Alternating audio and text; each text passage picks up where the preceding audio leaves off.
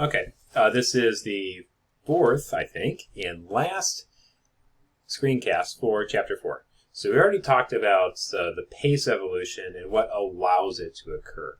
So typically, the slower or the more amount of time you have available, the more likely that you're going to have potential for change. Genetic variation. The more in a species, the more likely some individuals will be suited to the environment. Having more, so something that's very simple cells, there's not much variation within the particular species, one-celled organisms, not much going on there.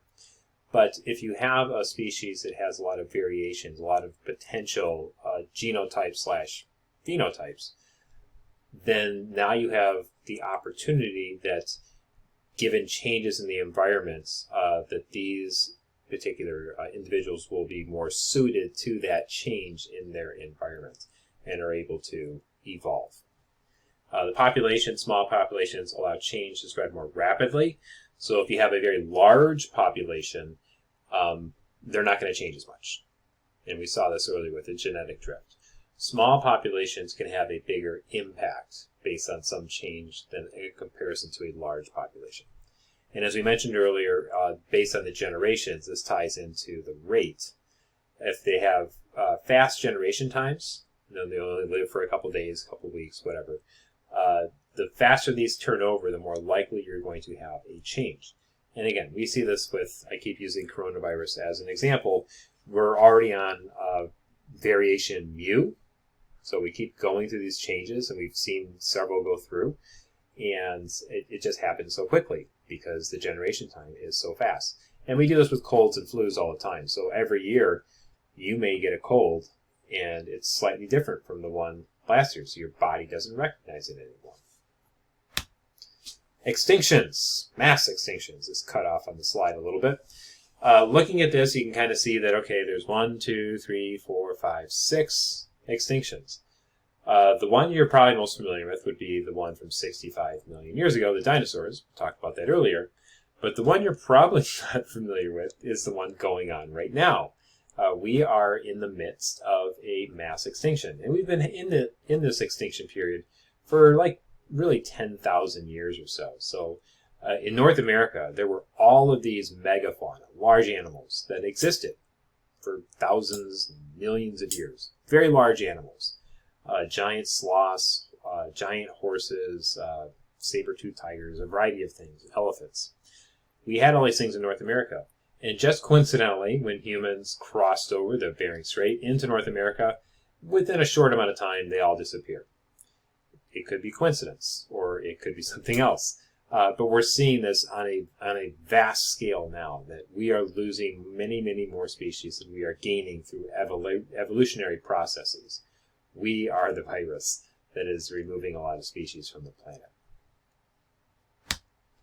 Okay, something that we are aware of, which is kind of interesting new, is changing species right in the lab. So a lot of our crops that we either use for us directly or we feed to stuff that we do eat has been created artificially using genetic engineering.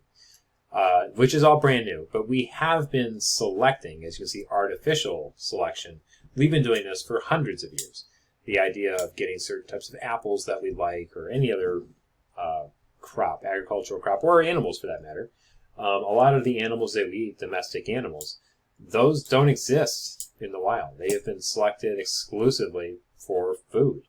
Chickens, turkeys, you probably have seen videos that talked about that, where they're just these mutant animals where they could never survive in the wild. They are bred exclusively to provide a certain amount of meat.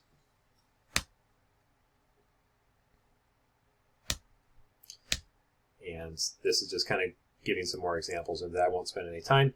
You can take a look at this little diagram. You can pause it and walk your way through it. It's just genetic engineering, GMOs.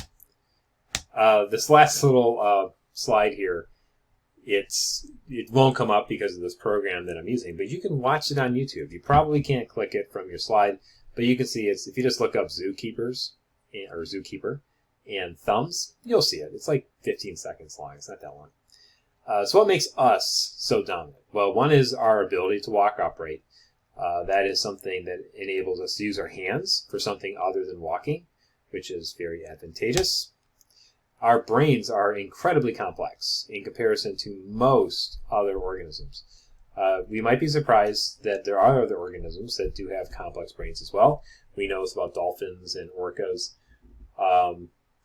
Interesting, crows. Crows have very large brains for what you may think otherwise. So in any case, for us being so dominant is because we can do all of these multitasking, complex processes.